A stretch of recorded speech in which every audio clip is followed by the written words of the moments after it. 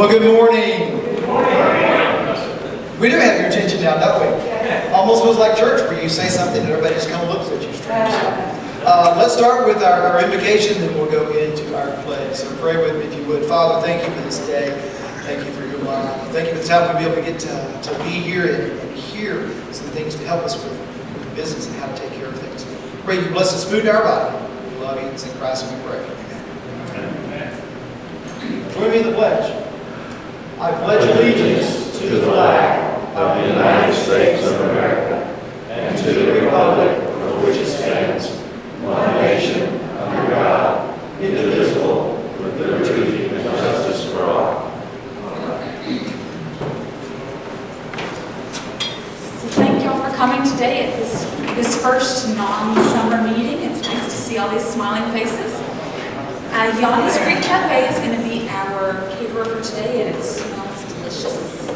And I'd like to thank Digital Disruptors as our sponsors today. Thanks y'all for coming.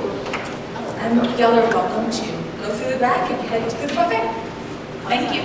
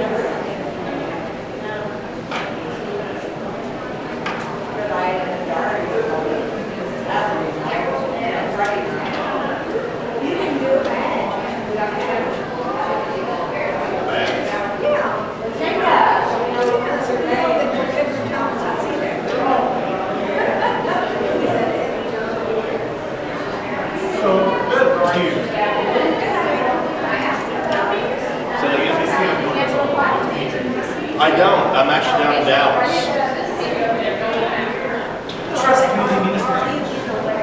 I'm in a legacy. I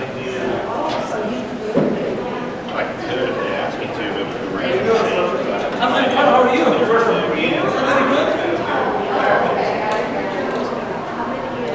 How about you? Oh, really? Okay. I mean, I'm just on campus, but I've been in the job for 15 years, so I just feel like it's. So you must know Sunita Yoram. Yeah, I just want to. She's my well, she's my legacy. Yeah, she is the one. Okay, they work in another individual's office, so they're, I have to go into a office, and I have desk and computer, they work. They don't have much help from the video lab, right? Yeah, I mentioned my She's just retired.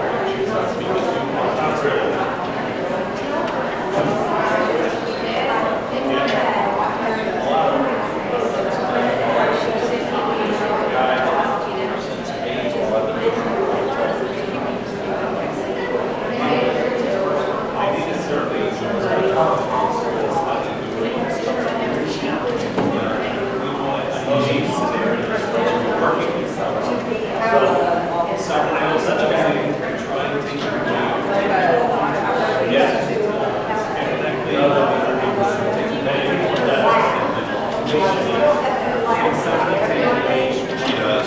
And she, her dad, I think she's always like, but I love to learn.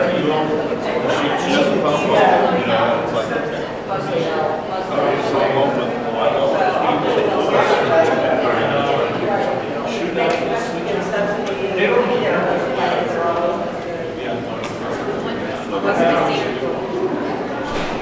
Carrie, you can sit there.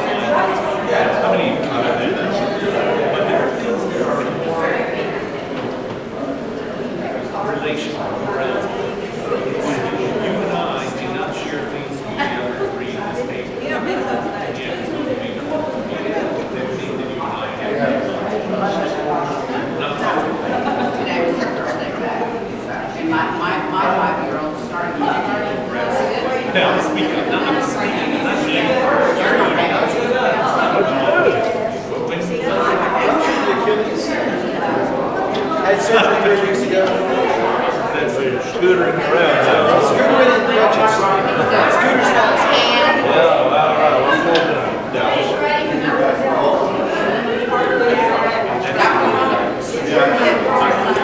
I'd like to be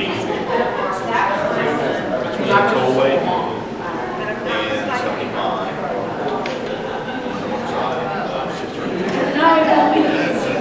That's my point.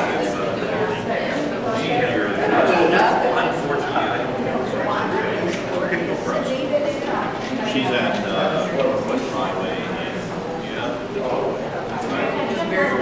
She's got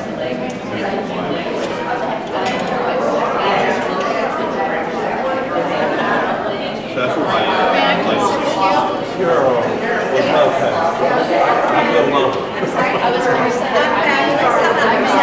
Sneak out. All you do is party.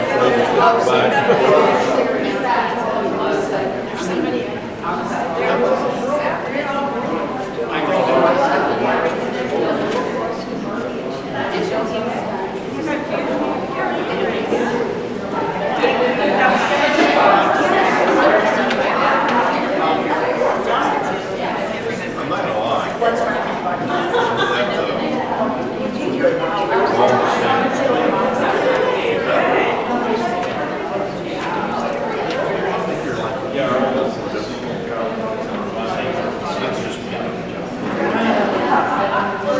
Yeah, how are you?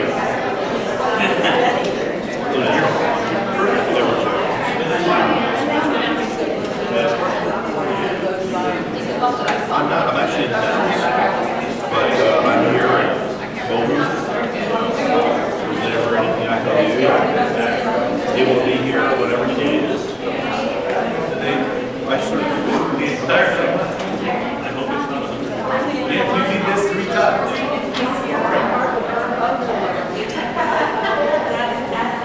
How you doing? Well, I'm doing better. I'm about to be. Yeah.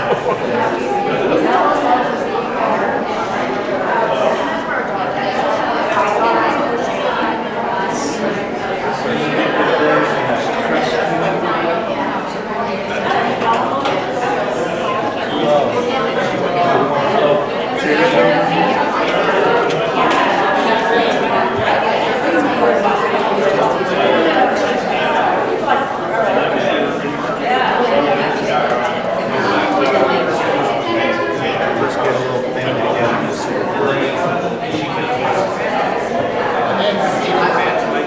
6 of them. Well, I understand that all this bad Well, I want to, so I can You're one to, where do you worship? Okay. I heard Leo Day was here last week. Oh, yeah. My daughter's doing the choir, and they travel they said he's one of the most interesting English guys. He is a neat scatter. Thank you, sir. Now we've got company.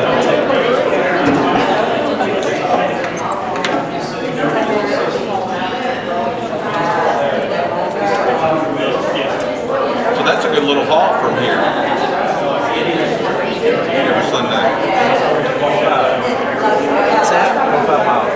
Which one? We go to church. Good afternoon, everyone. I hope that you found yourself with a full plate. Still smells delicious in here. We'd like to introduce our speaker. It's Yoram Solomon. He's going to cover the topic, Can I Trust You? Can You Trust Me?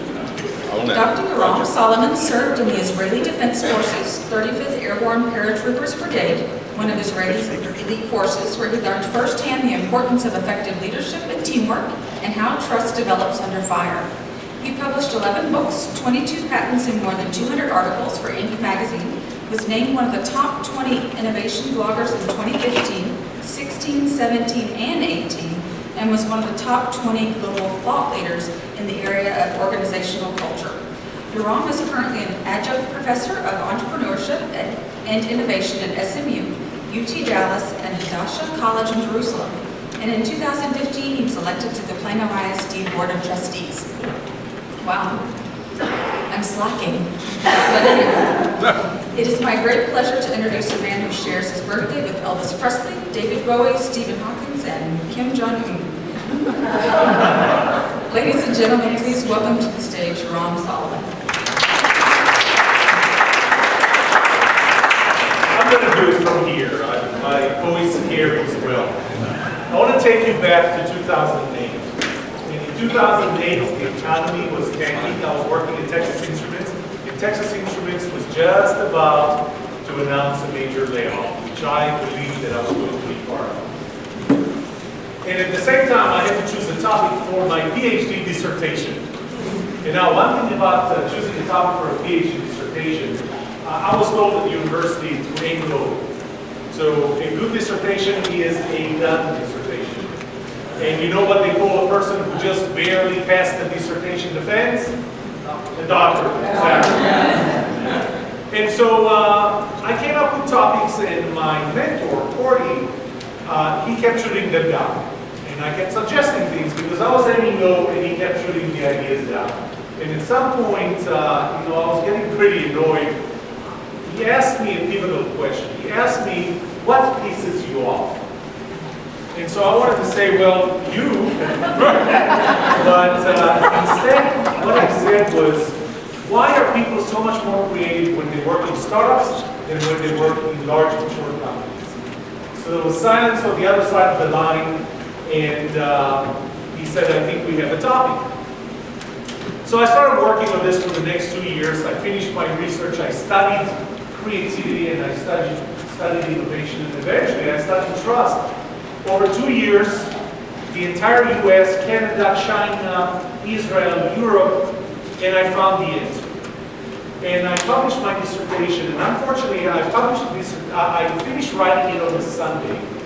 And I called Corey, my mentor, and I told him, I'm done, I'm ready. He said, send it back. I said, give me a week. Give me 1 more week to read the last chapter one last time. I'll send it to you next Sunday. Unfortunately, Monday night, he went to sleep, and Tuesday morning, he did not wake up. And so I dedicated my dissertation to my research. And I did graduate. I got my PhD in 2010. I went with my family to get the degree. And this was my younger daughter, Shira, was about 9 years old at that time. And as we came back, she had a friend over for a play date. And her friend asked her, where did you go this summer? And Shira said, oh, we just came back from Minnesota. She did the voice. We just came back from Minnesota. My father just got his doctoral degree.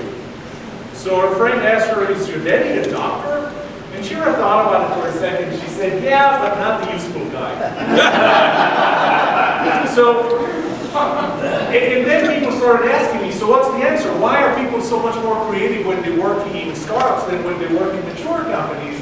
And I hated that question because I spent 2 years, I published 348 pages, and you're asking me for the one-liner. But what I found was that I can actually boil it down to one word: innovation culture. Okay, 2 words. Innovation culture.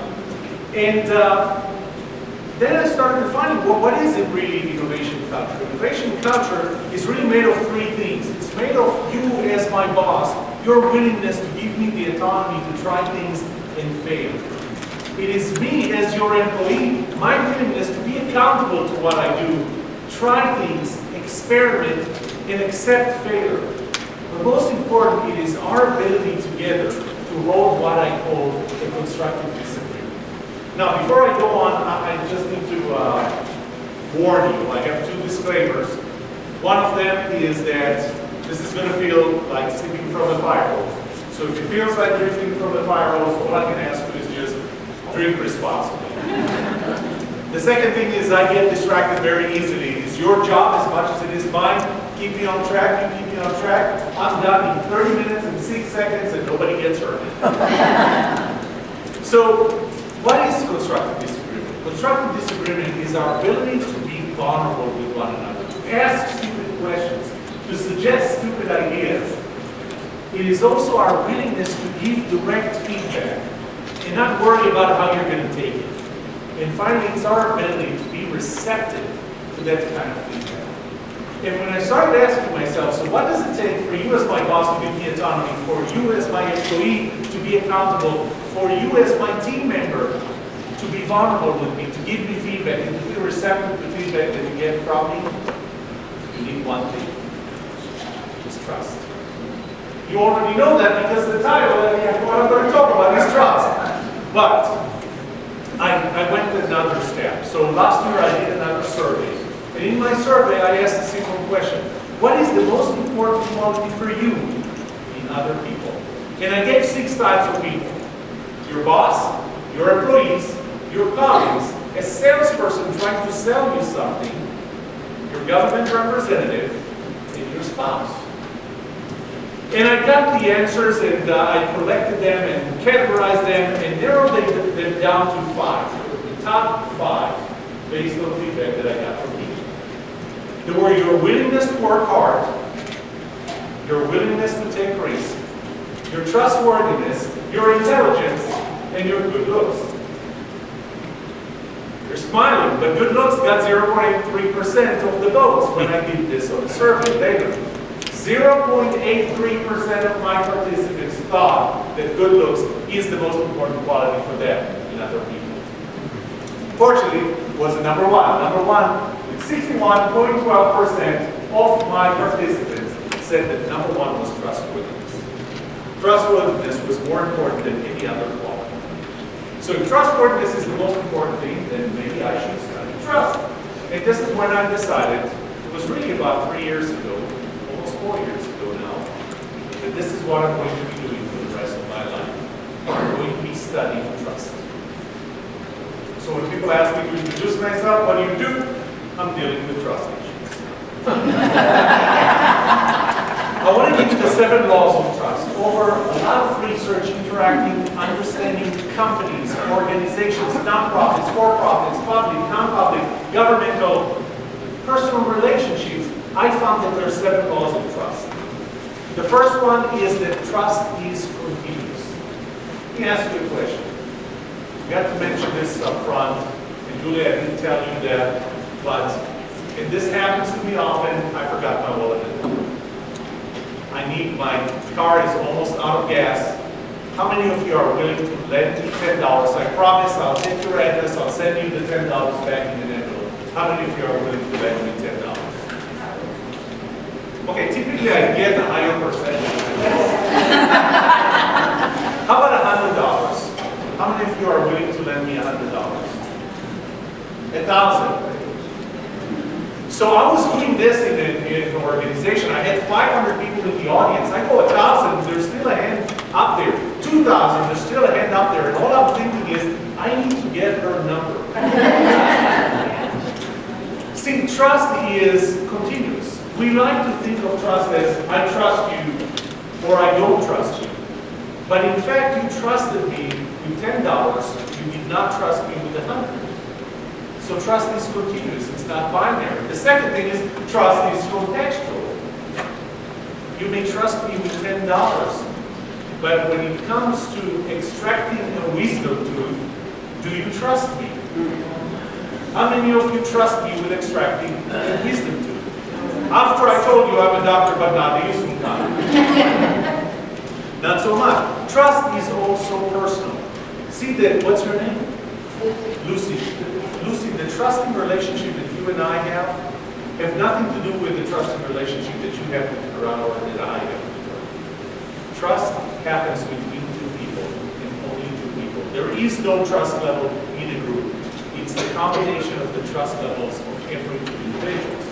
The next thing is we like to think of trust as being a 2-way street. Trust is a 2-way street. You heard that before. Trust is a 2-way street, but it is not symmetrical. Gabby, I may trust you more than you trust me.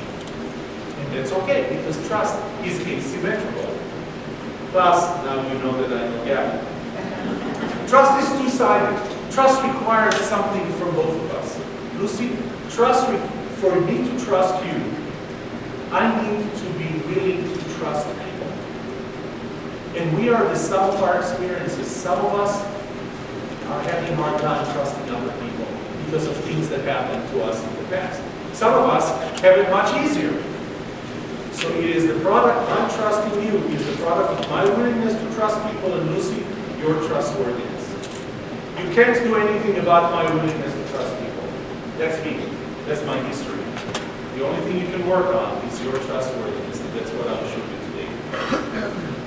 Next is trust is reciprocal. Now, I'm not talking about I trust you, then you trust me. I'll give you an example. How many of you have kids? Okay, how many of you know what kids look like? Okay, pretty much everyone. So think about when your kids were 1 year old and they stood up for the first time. And after they stood up, they realized that they can walk. And after they started walking, they found out that they can run. And after they ran, the first time that they ran, the first thing that happened to them is that they fell. And after they fell, the first thing that they did was that no, they didn't. That was not the first thing that they did. They did not cry. What did they do? They got back out. No, they didn't. The first thing that they did was they looked at you. And so in our family, we have very specific roles. My wife is the one that if one of my daughters would fall down, she would go, my daughter would know that the world is coming to an end and she would start crying. My job in the family would be to say, get up, keep going.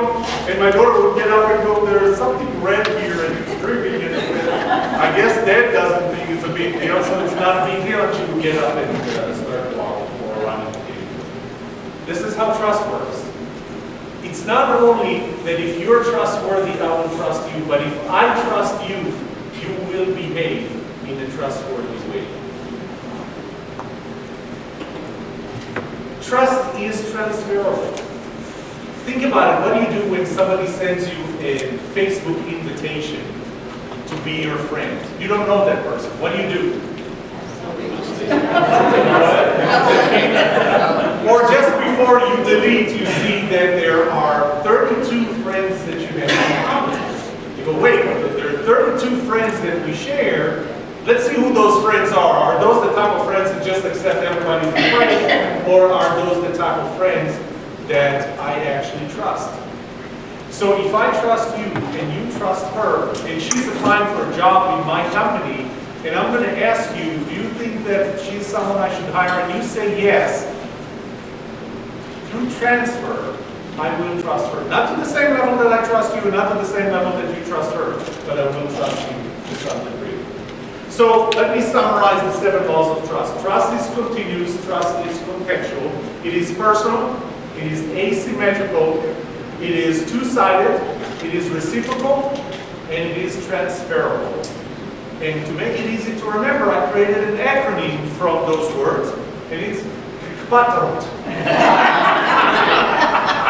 Rolls very easy off the tongue.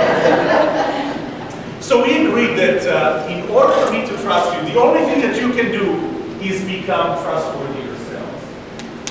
So what does it take to become trustworthy? For the last just about 4 years, I worked on a model that, by the way, even included mathematical equations of how trust gets built, based on a lot of research, based on a lot of observation. But it really comes down to 6 elements. 3 of them are static, and 3 of them are dynamic. Let me start with the static ones. The first one is competence. In the context of what you need to trust me with, am I competent? Are you competent in fixing cars? From hand damage.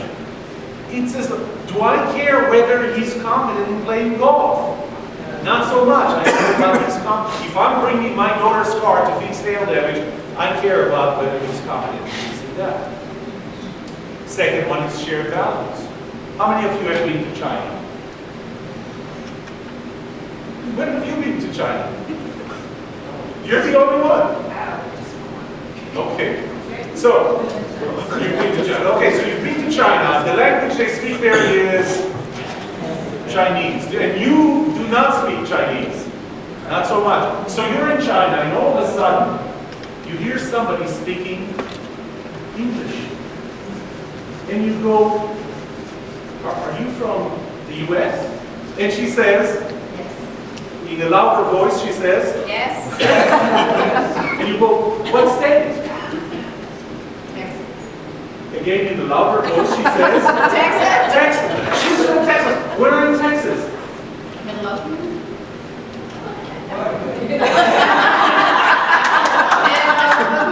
We weren't good until Texas. Actually, I've been to be local, to be honest. So, she's from my home. Say Murphy.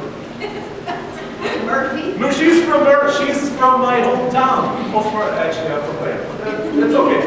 She's from Murphy, my hometown. What do you feel towards her now? We have things in common. We went through certain things. We went through the hailstorms of March 2016 and of April 2016. We remember things. We have shared values. To me, it's this pin, for example. Because when I see somebody wearing this pin, that means that this is somebody who served in the Israeli Defense Forces, 13th Airborne Paratroopers Brigade. We went through certain things together. And that to me spells shared values. Shared values can be universal, like telling the truth. They can be interpersonal, like our personality types. And they can be structural, like we have a shared enemy. Shared enemy doesn't, by the way, have to be a person. Shared enemy can be a budget, a deadline, the economy in general. So shared values. The next one is fairness. And by fairness, how symmetrical is our relationship? So I did an experiment. You heard that I teach at SMU and UTD and Hadassah in Israel. But one day I was at SMU teaching my MBA students, and I read this research that was done, an experiment that was done on MBA students. And I thought, hey, I have MBA students. Finally, I have a use for that. I can experiment on that. So since I have them in teams working on projects, and the teams were on average 4 people in size, I asked them a simple question. Every person, he was online, he was anonymous, you didn't know what your team members answered, and the question was simple. What is the percentage of your contribution to the overall project of your team? Now, if we have 4 people, what would you think that the average would be? 25%. There's always someone who carries the rest of our weights while we slack. But on average, it should be 25%. If we add them together, we add up to 139%. We always believe that we contribute more than other people. We also believe that other people get more than we do. What I found was that in a high-trust environment, in a low-trust environment, the gap between how much I contribute and how much I think you do, and how much you get and how much I think I get, in a low-trust environment, that gap is more than 7 times bigger than in a high-trust environment. That unfairness or asymmetry of our relationship causes us to trust less. Those are the 3 static elements. I'll talk about the dynamic elements. One of them is every time, and the dynamic elements, by the way, come to play when we interact. This is where my model is different than any other model, because I realize that trust gets built or destroyed when we interact. So when I go and interact with you, no matter for how long, it builds trust or it kills trust. The first thing that happens in an interaction is there is a surprise. The surprise is you had a perception of my competence, my shared values, and my fairness, and all of a sudden you get a slightly different picture of who I am. Hopefully it's a better picture, but sometimes it's a worse picture. That's one element. The second element is the amount of time that we spend together. So Microsoft has done a survey back in 2015, I believe, no, 2013. And what they did was they did research to find how long is our attention span. They found 2 findings. One of them is that our attention span dropped from 12 seconds in 2000 to 8 seconds in 2013. The second finding is that these 8 seconds are actually less than the attention span of a goldfish, which is 9 seconds. Which brings 2 interesting questions. One of them, why did our attention span decline? And 2, how exactly do you measure the attention span of a goldfish? But we have 8 seconds, and this is one of the things that I learned as a speaker at the beginning of my career. That is, if you're in a networking event you introduce yourself, and the first thing that I say is, hi, I'm Yoram, and you say, hi, I'm Lucy, and the second question you're going to ask me is, we're going to go with, what do you do? Thank you for playing. So Lucy asked me, what do I do? I have 8 seconds to tell her something that would make her say, tell me more. The first 8 seconds of her relationship are the most important ones. The first 8 seconds of an interaction are the most important ones. The next 15 minutes are second. And only then is the next hour and the next day and the next year. The first interaction that you have with a person has the biggest impact on building trust or building trust. The last one is intimacy. And intimacy is, you know, I'll go back to, I was about 13 years old, and back in Israel, in high school, my aunt and uncle gave me a present. The present was a little tile that had the words, nobody ever died of laziness, printed on it. What am I supposed to get out of it? What am I supposed to take out of this, nobody ever died of laziness? What are they telling me? Well, that's not what I thought. I thought they're telling me that I am lazy. You're lazy. That's what they're telling me. And for more than a year, I really, really resented it. Never brought it up, but really, really resented it. And after a year or something, my mother told me, why don't you ask? And I asked, and they said, no, because you're working so hard. You should take a step back, you know, lie down, do something lazy, because nobody ever died of laziness. This is the words have the least impact on our understanding of what the other person is saying. Second thing is, as a pilot, I used to take my friends around flying in small airplanes, and one day I remember I took a group of 3 of my friends in the airplane. You know, we're taxiing and doing the run-up, and I told them, listen, I'm about to talk to the tower, and when I talk to the tower, I need you to be quiet, because you know, everything that happens in this cockpit, they're going to hear. So be quiet when I talk to the tower, okay? You with me? So be quiet. I'm about to talk to the tower right now. Here it goes. Radio for the tower of Cherokee 3016 Tango is ready to go in runway 31 right. Tower comes back to Cherokee 3016 Tango, runway 31 right, clear for takeoff. So we took off, we landed. After we got off the plane, one of my friends goes, so how often do you use the pilot's voice? What are you talking about? He said, you change your voice when you talk to the tower. I started noticing that I do that, and the reason I do that is because when I'm talking to the tower, I want to know that they know that I am in charge, I am in command, I know what I'm doing there.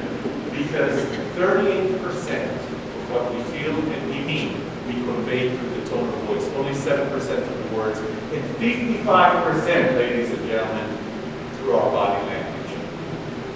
Guess what's the easiest thing for you to control? The words that you so carefully choose when you write an email or a text, or your body language? The words. The words are so much easier for us to control, yet it's the body language that conveys the true meaning. And we are very sensitive to hearing someone say something and meaning something else. And that has a huge impact on building trust. I want to give you 1 or 2 strategies that will help you become trustworthy. And the first one is going to be empathy, the use of empathy. Now, don't get the word empathy confused with sympathy, pity, or compassion. Empathy is something else. There's something common to cats and babies. They both believe that the world revolves around them. And as they grow up, we teach them to love thy neighbor. And do to thy neighbor what you would like done to yourself. Well, straight from here, I'm actually meeting someone at a sushi restaurant. I love sushi. Who loves sushi? Yes, not all of you, but that's okay. You love sushi. My wife hates sushi. My wife would not be in the same building as sushi. I had to tell my wife that sushi is illegal in the state of Texas to move her from California. Love thy neighbor, do to thy neighbor what you'd like done to you. Doesn't it make sense for me to take my wife on her birthday to a sushi restaurant because that's what I got online. Not so much. This is not how you keep a 26-year marriage. Then, as they continue to grow up, you tell them to put themselves in somebody else's shoes. But here's the deal. When you put yourself in somebody else's shoes, you're not there. The shoes are a different size. You're not going to see what they see because they are the sum of their experiences and you are the sum of yours. True empathy is your ability to see things from another person's perspective as if you were there, not you. One of the easiest examples I give is, let's say that you scheduled to meet a friend in the restaurant. And you scheduled to meet them at 3, and you showed up at 2:45. You were the first person there. You want to send them a text to let them know that you were already at the restaurant. What will your text say? You are late. Here. No, you're late. You're not late. You're 15 minutes early. You don't have what our friends do. So you're saying, I'm here. But here's the thing. When I get the I am the friend, and when I get that text message, it says, I'm here. Where? If you really see things from my perspective, you will send a different text. You will send a text that will say, hey, I'm there. How many times do I have on my calendar a meeting invitation popping up because somebody invited me to a meeting and it shows up on my calendar as meeting with Yoram. I am Yoram. I have no idea who you are. You don't see things from my perspective. I'm not going to give you more. I think we're just about running out of time. One thing that I will tell you is that I do have some of my books. I have 3 books over there in the corner that are all called Can I Trust You? And they give you those, between the 3 of them, 187 habits that will make you trustworthy in different roles as a salesperson, as a leader, or as a team member.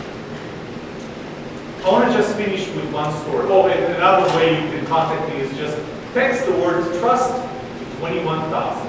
You text the word trust to 21000, you will get a lot of free material from me. I want to finish with a story. You know what, before the story, are there any questions? Any questions? Yes. That was awesome. It's very pertains quite a bit to trust. I'm a single entrepreneur, and all those in our network is building trust.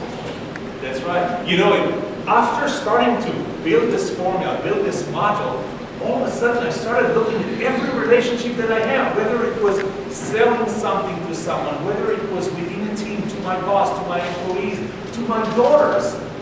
It's all about those habits. So let me finish with the story and then I'll give it back to you. I want to take you on a mission that is not unlike any mission that I went through, common mission that I went through with the 35th Airborne. It's night, it's 2:30 a.m. There are 6 of us in the team, and we're about to break into a building that intelligence tells us has hostiles inside. So we're putting the explosives around the door, and we're trying not to make noise because up there's a window. If that window opens up and one of those hostiles opens on us with an AK-47 or even worse, starts dropping grenades, we're dead. There's no doubt about that we're dead. But 360 yards in that direction, behind an M110 sniper rifle and 10x scope, is our team sniper. Our team sniper has that window on his crosshair. If that window is on, if that window opens, that sniper is going to take out whoever shows up in that window with the first shot. Let me just add one thing. I was the sniper. I was barely 23. Those 6, they didn't trust me with $10. They trusted me literally with their lives. Trustworthiness is a very powerful gift. Thank you.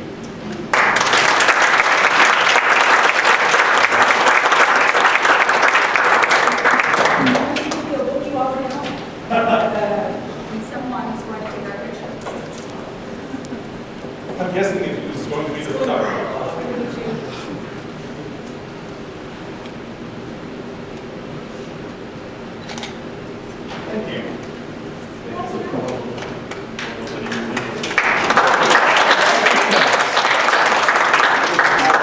I'd like to introduce Elise Peak and Lacey Dodge. And thank you for sponsoring today's luncheon. They're going to come up and tell us a little bit about digital disruptors. Thank you. Hello.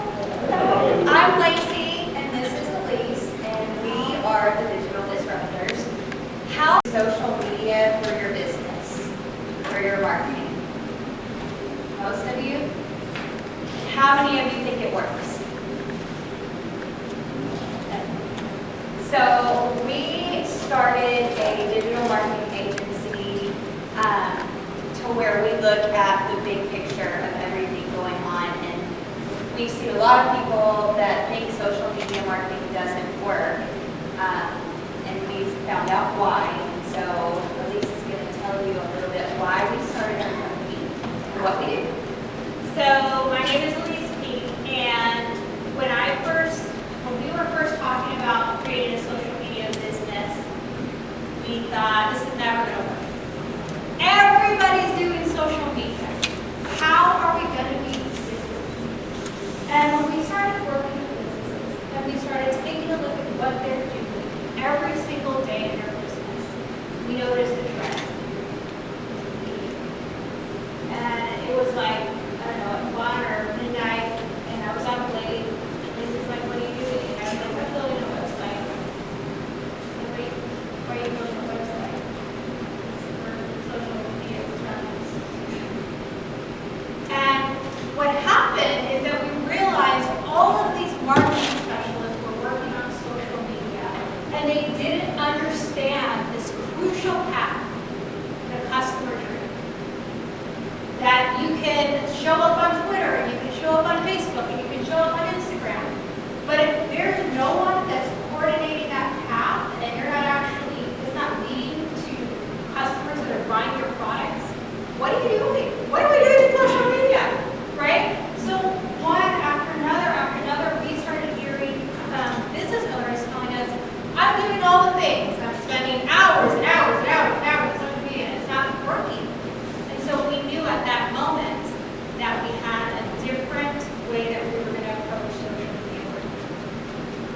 So what we do now is we take a look at your entire path, and actually your customers, really 70% of your customer journey occurs online. So we meet business owners all the time that say, I don't really care about social media marketing, I'm not going to show up. But the truth is that they're talking about you, they're there anyways. And the way that a lot of your customers are operating is now they're sharing all of their opinions with 5,000 people in groups. And think about if you had a strategy behind that.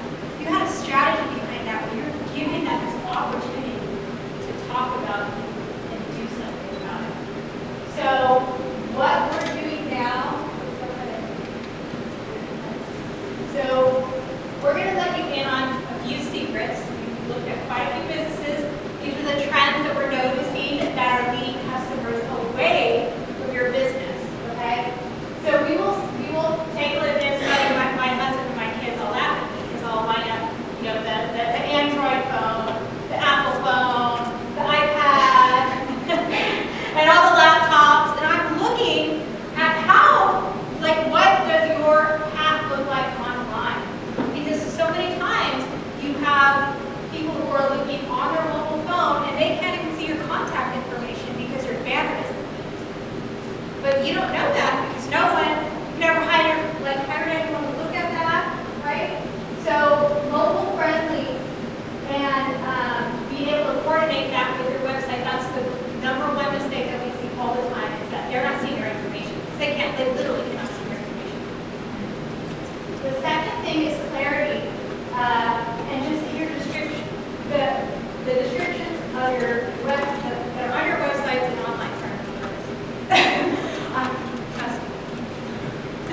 Okay, so if you're posting something online and you're leading them to the website and it's not clear what your services are, how can they buy from you? They're going to go to someone else's website where they're clearly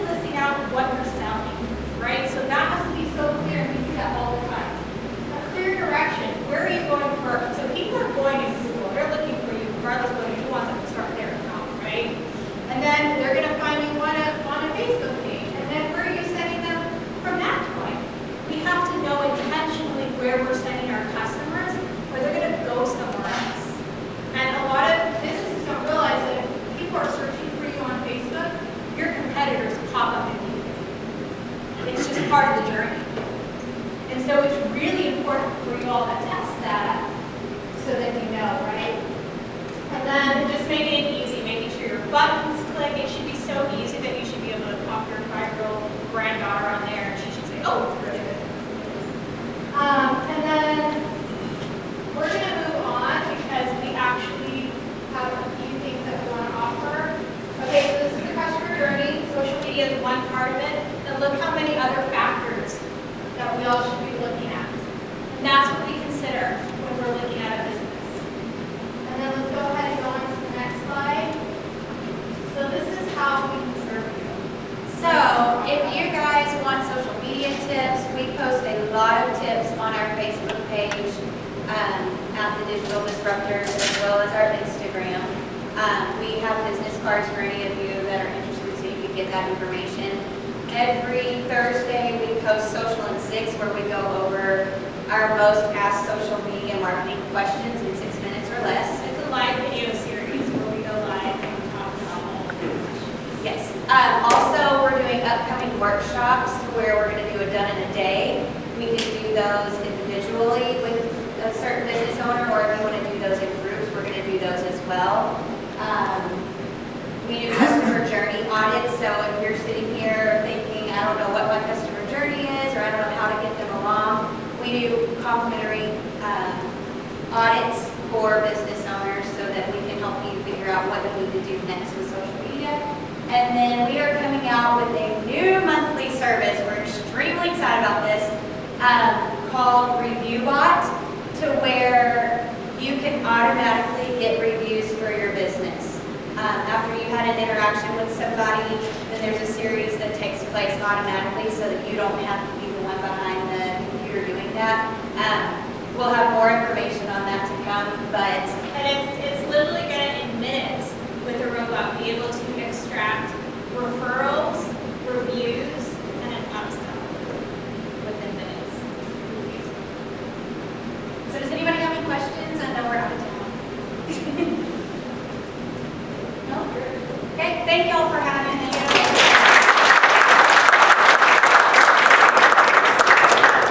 So I'd like to acknowledge some of our city officials. We have Gabriella Pate with Congressman Van Taylor's office. Thank you for coming. Our city manager. Thank you for coming. And Susie Quinn, our city secretary. Do we have any first-time attendees here today? Stand up and tell us your name and your company. My name is Yoram Shanta. I'm opening a business for a net match, which is a latching business.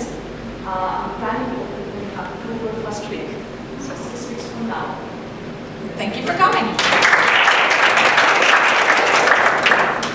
My name is Debbie, and I have this regional spa in Murphy, we opened about 2 months ago. So, we get that.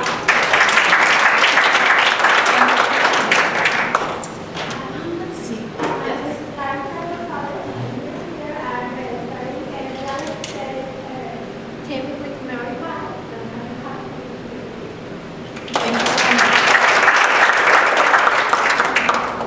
Luke Trauma, financial advisor with Edward Jones, and we're going to the business department on Thursdays. We look forward to seeing you. He's got some upcoming events for us.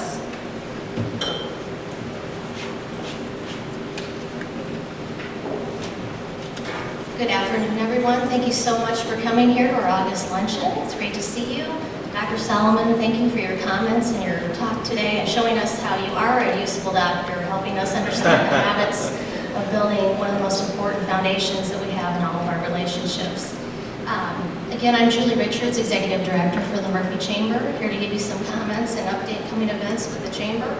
Each Thursday morning, we have our business card exchange. That's a networking event. It's open to the public. It's 8 to 9 a.m. It's held at the Murphy Community Center. We do have coffee and breakfast treats. I want to recognize our sponsors who helped make that possible. For this month, we have multiple sponsors. So we have Clifford Gomes with Central Paint and Body was an August sponsor. We had Jason's Deli. Yeah, go ahead, you can clap. We appreciate it. And then we also have Murphy also, who is one of the sponsors for August. So thank you so much for your sponsorship for that program. Ribbon cutting is coming up. So we have a grand opening event. It'll actually be a 2-day event, August 24th and 25th. Club Pilates in Murphy will be opening, and they will have that 2 days from 3 to 6. You can stop by and enjoy the festivities. The chamber will actually do the ribbon cutting at 3:30 on Saturday the 24th. And that's located at 226 FM 544. So if you can make it, we would love to have you join, and they would love to have you attend the grand opening. Also coming up on September 4th, Candy Noble, our state representative, will have a meet and greet from 5 to 7 p.m. That's going to be held in the municipal building located on 206 North Murphy Road.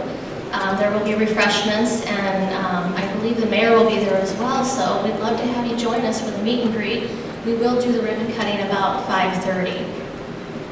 All right, so then our September luncheon is going to be September 18th, held again here at the church from 11:30 to 1. Our speaker will be Mayor Scott Bradley, and that program is sponsored by Keep Murphy Beautiful. So if you can join us, I'll have registration live within the next week or so. And if you have any questions, you can call us. Rumor Jack's Grill and Bar will be catering that program. And also, I mentioned Keep Murphy Beautiful will be our sponsor. August 22nd, actually just in a couple days, we'll have our quarterly education seminar. So Gary Lacara, who's the owner of Socrates Tutorial Services, he spoke in July. He will actually be talking about business strategies. So if you haven't signed up, it's not too late. You can also pre-book your lunch with Tahoe Cabana. We'll have it waiting for you. That's 11:30 to 1 at the Murphy Community Center this Thursday, August 22nd. And we appreciate Amity Bank, who has sponsored that program for us. And then September 28th will be the City of Murphy Maze Days. This is a great event that will allow vendors to have a spot to showcase their business, and folks can come out and shop the booths, have wonderful food from the food trucks, and a plethora of activities for the family, something for everyone. So I encourage you to come out, check Murphy Maze Days out, and if you have any questions and want to book a booth, Kayla McFarland with the City of Murphy can help you with that.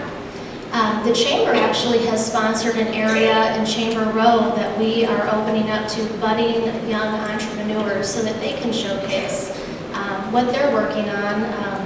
They have an entrepreneurial spirit, and we want to have a place for them. So Republic Services is sponsoring that initiative for the Chamber. We'll have the space for them. It is a first come, first serve. We did try this last year, and we had, I believe, 3 booths, and it was really good. More to come on that. You should be hearing more about it in the community, but we're really excited to offer this again through this event. And with that, I'm going to turn it over to the Scholarship Foundation. Sherry Searcy is going to give some updates.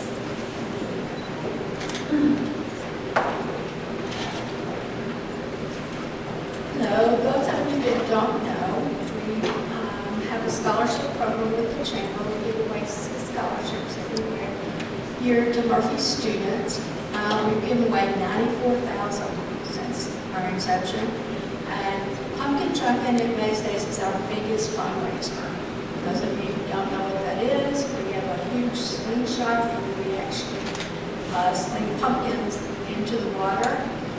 You can buy a float, purchase this sponsorship, and it's a good way to get your name out. You'll have your name on an individual sign shaped like a pumpkin, along with a large sign. This really raises most of our scholarship money, and if anyone would like to participate in this, there's forms on the table, and you can see Maria or I, and we'll be happy to sign them up. Thank you.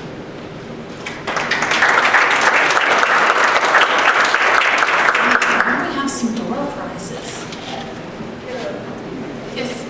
Oh, we need the piggies. Did y'all say the piggies on your table? If you happen to have any loose change or $20 bills that are looking for a place to go, just stick it in there.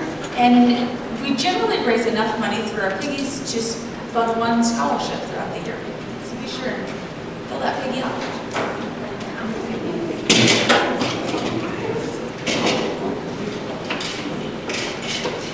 Richard Gomez, Central Maine Body.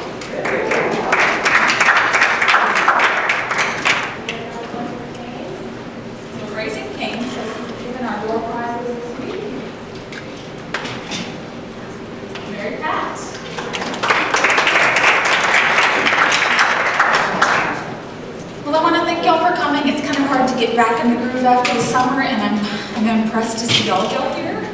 Y'all have a wonderful week, and we will see you next month. Thank you.